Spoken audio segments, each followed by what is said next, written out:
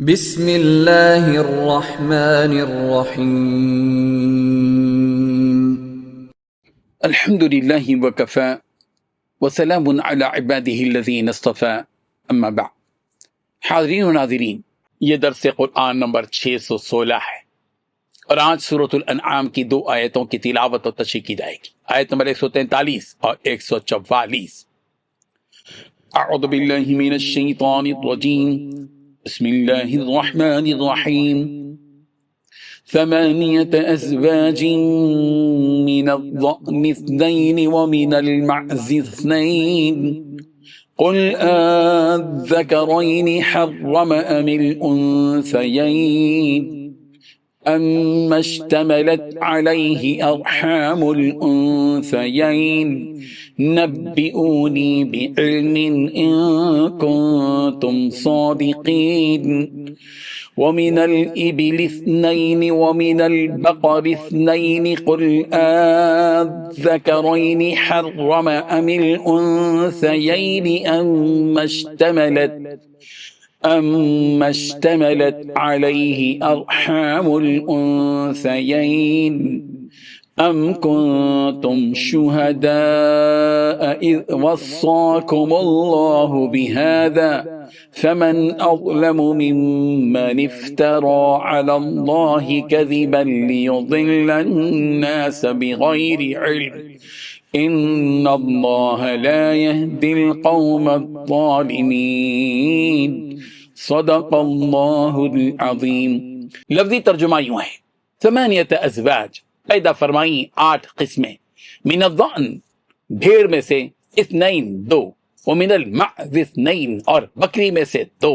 قل کہہ دیجئے، آذکرین کیا دونوں نر، حرما اللہ نے حرام کیے ہیں، ام الانثیین یا دونوں مادہ، ام مشتملت کے وہ بچہ کے مشتمل ہیں، علیہ اس پر، ارحام الانثیین دونوں ماداؤں کے رحم، نبئونی تم مجھے خبر دو، بعلم علم کے ساتھ، ان کنتم صادقین اگر ہو تم سچے۔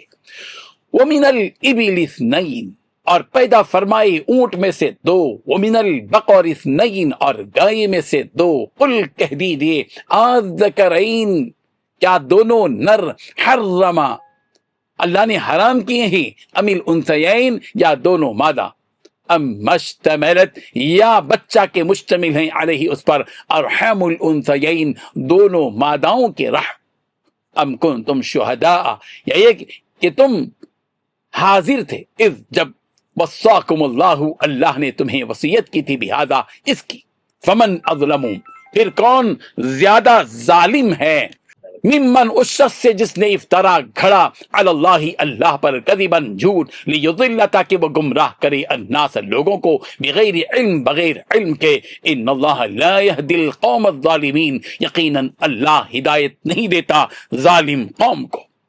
ترجمہ یوں ہے، یہ بڑے چھوٹے چوپائے 8 قسم کے ہیں، 2 بھیڑوں میں سے اور 2 بکریوں میں سے، یعنی ایک نر اور ایک مادہ۔ اے پیغمبر ان سے پوچھو کہ اللہ نے دونوں کے نروں کو حرام کیا یا دونوں کی ماداؤں کو، یا جو بچہ مادنیوں کے پیٹ میں لپٹ رہا ہو اسے، اگر سچے ہو تو مجھے سند سے بتاؤ۔ 2 اونٹوں میں سے اور 2 گایوں میں سے، ان کے بارے میں بھی ان سے پوچھو کہ اللہ نے دونوں کے نروں کو حرام کیا ہے یا دونوں کی مادنیوں کو، یا جو بچہ مادنیوں کے پیٹ میں لپٹ رہا ہو اس کو۔ بھلا جس وقت اللہ نے تمہیں اس کا حکم دیا تھا تم اس وقت موجود تھے، تو اس شخص سے زیادہ کون ظالم ہے جو اللہ پر جھوٹ افترا کرے تاکہ بغیر علم کے لوگوں کو گمراہ کرے۔ کچھ شک نہیں کہ اللہ تعالیٰ ظالم لوگوں کو ہدایت نہیں دیتا۔ ان 2 آیتوں میں 6 باتیں بتلائی گئی ہیں۔ پہلی بات، اللہ تعالیٰ نے جانوروں کے 8 جوڑ پیدا فرمائے ہیں، بھیڑ میں سے 2، بکری میں سے 2، اونٹ میں سے 2، گائے میں سے 2۔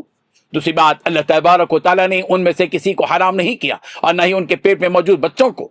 نمبر 3، تم ان چیزوں کی حرمت و حلت کے بارے میں اپنی طرف سے کہتے ہو، کیا اللہ نے تمہیں ان کی حرمت کی خبر دی؟ چوتھی بات، اگر تم اے مشرکو اپنی بات میں سچے ہو تو اس بات پر دلیل تو پیش کرو۔ پانچویں بات، جو اللہ پر جھوٹ باندھے تاکہ لوگوں کو گمراہ کرے وہ شخص سب سے بڑا ظالم ہے۔ چھٹی بات، اللہ تعالیٰ ایسے ظالموں کو کبھی راہ نہیں دکھاتا۔ حاضرین و ناظرین، اس آیت کا مطلب یہ ہے کہ اللہ تبارک و تعالیٰ نے جانوروں کی 8 قسمیں پیدا فرمائی ہیں، یعنی بھیڑ، بکری، اونٹ اور گائے کے جوڑ۔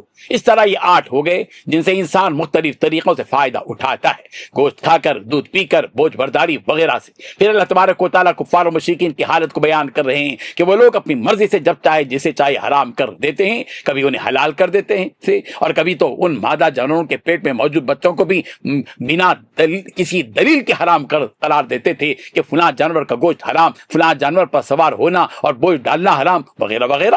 اور یہی نہیں بلکہ یہ لوگ اپنے اس جھوٹ کو اللہ کی طرف منسوب کر کے کہتے ہیں کہ یہ بات جو حرام یا حلال کیے وہ ہم اپنی طرف سے نہیں کہہ رہے ہیں بلکہ یہ تو اللہ کا حکم ہے جو ہم تمہیں سنا رہے ہیں۔ تو اللہ ان کی اس بات کی تکذیب کرتے ہوئے کہہ رہے ہیں کہ کیا تم اس وقت حاضر تھے جس وقت اللہ نے تم کو اس بات یعنی حرام و حلال کے بارے میں بتلایا تھا؟ اگر تم اپنی بات پہ سچے ہو کہ ہم ہی نے یہ حکم نازل کیا ہے تو تم اس کی کوئی دلیل پیش کرو، اگر واقعی تم اپنی بات پہ سچے ہو۔ نہیں، ایسا ہرگز نہیں ہے، ہم نے ایسا کوئی حکم نازل نہیں فرمایا، بلکہ تم نے یہ چیزیں اپنی طرف سے ہی بنا لی ہیں، اور تم لوگ تو اللہ پر بہتان باندھتے ہو، اور جو اللہ پر بہتان باندھتا ہے وہ سب سے بڑا ظالم ہے، اور جو ظالم ہوتا ہے اللہ اس سے راہ یاب نہیں کرتے، وہ ہدایت سے محروم ہی رہتا ہے۔ پروردگار ان آیات کو سمجھنے کی توفیق عطا فرمائے، آمین۔ وآخر دعوانا ان الحمد للہ رب العالمین۔ ڈیلی درس قرآن کو سبسکرائب کیجئے، اپنے تاثرات اور مشورے ارسال کیجئے، اور متعلقین کے گروپ بنا کر انہیں روزانہ درس قرآن بھیجیں اور اجر ثواب پائیں۔